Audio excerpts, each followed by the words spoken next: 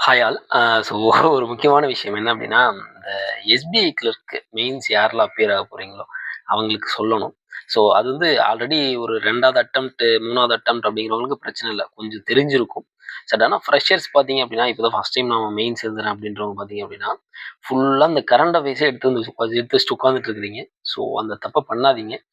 அ நீங்க படிக்கிறது அங்க எக்ஸாம்ல வருது, வரல அதெல்லாம் அடுத்த விஷயம். பட் ஆனா என்ன ஆகும் அப்டின்னா, அடுத்தடுத்து நீங்க கரண்ட் அஃபேர்ஸ் படிக்கிறதே விட்டுருவீங்க. ஓகேங்களா? ஸோ இந்த மாரி பண்றப்போ, ஓகேங்களா? ஸோ என்ன பண்ணுங்க அப்டின்னா, ஆப்டிட்யூட் ரீசனிங் ஃபோக்கஸ் பண்ணுங்க. இங்கிலீஷ் எனக்கு வராது அப்டின்றவங்க இங்கிலீஷ் ஃபோக்கஸ் பண்ணுங்க. சரிங்களா? தயவு செஞ்சு கரண்ட் அஃபேர்ஸயே ஃபோக்கஸ் பண்ணாதீங்க. கரண்ட் அஃபேர்ஸ்ல வந்து ஒரு 15 மார்க் எடுத்துட்டீங்க அப்டின்னா ரொம்ப பெரிய விஷயம். ஓகேங்களா?